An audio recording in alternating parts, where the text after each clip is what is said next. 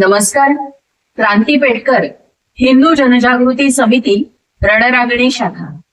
बांधवांनो, पुण्यामध्ये फुले वाड्याच्या समोर जे अतिशय पुरातन असं वडाचं झाड आहे, त्या वडाच्या झाडाच्या ठिकाणी अनेक स्थानिक महिला दरवर्षी वटपौर्णिमेच्या दिवशी त्या वडाच्या झाडाची पूजा करण्यासाठी येत असतात.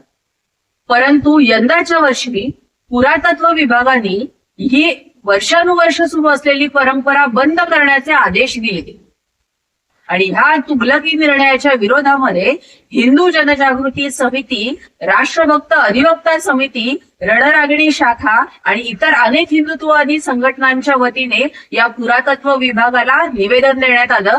त्याचबरोबरीने काही अधिवक्त्यांनी कायदेशीर नोटीस सुद्धा बजावली.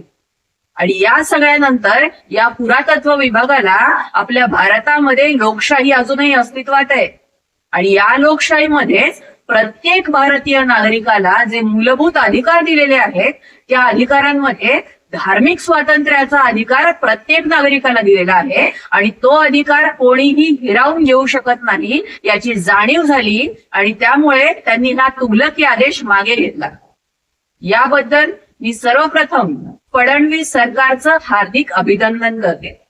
पण त्याचबरोबरीने आज मी या ठिकाणी सरकारला एक मागणी सुद्धा करू इच्छिते की ज्या अधिकाऱ्यांनी असा हा तुगलकी निर्णय काढलेला आहे आणि हिंदूंच्या धार्मिक स्वातंत्र्यावर गदा आणण्यासाठीचा प्रयत्न केलेला आहे त्याच्यावर कडक कारवाई करण्यात यावी आणि यानंतर सुद्धा कुठलेही अधिकारी अशा पद्धतीचा निर्णय घेण्यासाठी धजावू नये यासाठी ही कारवाई करण्यात यावी.